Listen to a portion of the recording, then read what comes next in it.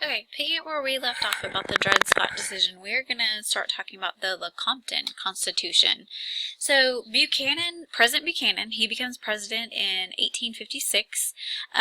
He is a Democrat. He's as the Democratic presidential nominee. He actually does win in 1856. So he's going to appoint Robert J. Walker as territorial governor of Kansas.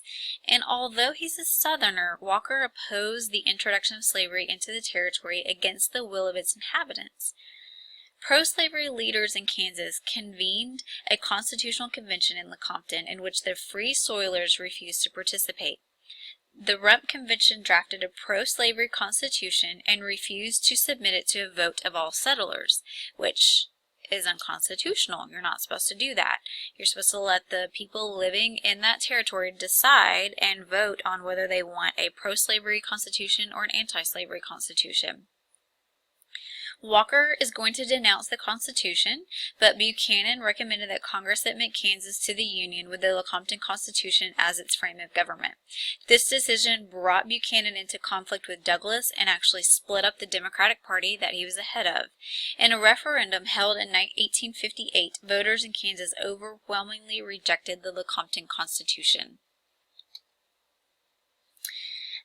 A financial panic in 1857 added to the dire mood of the nation. Northerners blamed a Southern-dominated Congress for dropping the tariff and causing prices to plummet, while the South relished its relative isolation from the recession.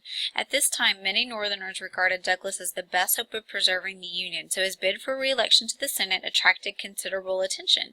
His Republican opponent was a man by the name of Abraham Lincoln, a lawyer who had previously served in the Illinois legislature and in Congress. While not an abolitionist, Lincoln did oppose the expansion of slavery into the territories. The revival of slavery controversy in 1854 led Lincoln to a more explicit moral opposition to slavery. Still, he attacked the institution rather than the slave owners. His position won support from many who attempted to reconcile their opposition to slavery with a desire to preserve the Union. Public attention focused on a series of 7 debates between Lincoln and Douglas. In reality, the two men differed very little on the subject of slavery. Neither wanted slavery extended into the territories, and neither believed that it would flourish in the West, and neither favored forced abolition. In the debates, however, they tended to exaggerate their differences. Douglas characterized Lincoln as an abolitionist, and Lincoln portrayed Douglas as a pro-slavery and as a defender of the Dred Scott decision. In the Freeport debate, Lincoln pressed Douglas into admitting that Dred Scott decision could not prohibit settlers from excluding slavery from a territory because settlers could refuse to enact the local laws necessary to protect slavery. The so-called Freeport Doctrine helped Douglas win re-election, but it cost him dearly in the presidential campaign of 1860. And ironically, Lincoln's defeat revitalized his political career. So although he lost the debates, if you will, and he lost the Senate seat in Illinois, Lincoln will emerge as the longtime winner, and that also does help revitalize his political career. And 2 years later, in 1860, he's going to be the presidential nominee. In 1858, election went well for Republicans, and Southern votes now blocked a flurry of Northern-sponsored economic measures. Southern radicals threatened secession in the face of Republican gains, while other Southerners listened to the party's leaders' speeches with alarm. In October of 1859, John Brown and a small group of followers attacked the federal arsenal at Harper's Ferry, Virginia. This is the same gentleman who killed those 5 men at Pottawatomie Creek in Kansas. He's now in Virginia, causing more problems. They hoped to incite slaves to rebel and to use weapons to arm the slaves. Unfortunately, he had good intentions in this case. He thought that slaves in the surrounding area would come to his aid once they heard that they had taken over the arsenal, but no slaves came to aid him. And Brown was captured. He's going to be convicted of treason, and he's going to be hanged for his crimes. Northerners regarded him as a martyr and as a folk hero, while Southerners viewed him as a typical radical abolitionist. By 1860, Southern paranoia resulted in aggressive policies designed to defend slavery and incite talk of secession. At the Democratic Convention in Charleston, Southern delegates refused to support Douglas, who represented the best hope for preventing a rupture between North and South, and the convention adjourned without selecting a candidate.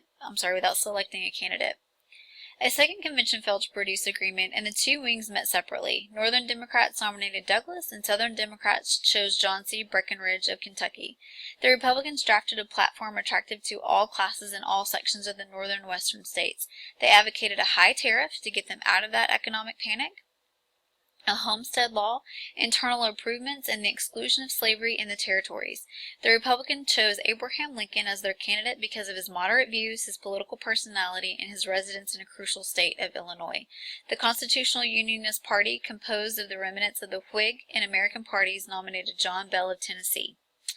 Lincoln received a plurality, although nowhere near a majority, of the popular vote. However, he won a decisive victory in the Electoral College. In late 1860 and early 1861, South Carolina and 6 states of the Lower South had seceded from the Union and established a provisional government for the Confederate States of America. Other Southern states announced that they would secede if the North used force against the Confederacy.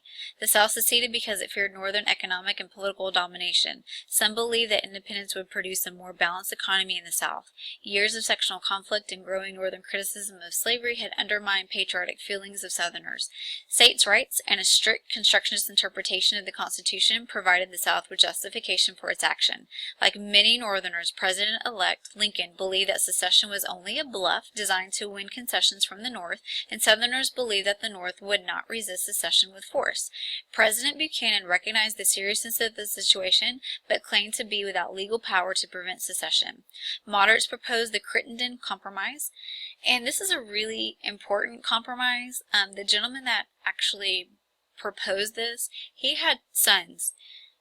One of his sons was living in the South, and one of his sons was living in the North. And he knew that if we were to go to civil war, his sons would face off each other during this war. And he didn't want to break up his family and cause a family feud because of the Civil War. So he actually presents this compromise. And it's an amendment that would have recognized slavery south of the 36 degrees 30 minutes. But Lincoln is going to oppose any extension of slavery into the territories. With the failure of the Crittenden Compromise, the Confederacy made preparations for independence, while Buchanan bumbled helplessly in Washington before he was out of office. This chart just shows you some things that were going on in the 1850s that kind of shows us this buildup in these steps taken towards the Civil War. It talks about Harriet Beecher Stowe's Uncle Tom's Cabin, the Kansas-Nebraska Act, the Compton Constitution, Dred Scott, John Brown, and then the election of 1860. Kind of gives you, an idea. You can see from all of these just how the sectional differences are being played out and just how much animosity is going on between the North and the South over the slavery issue.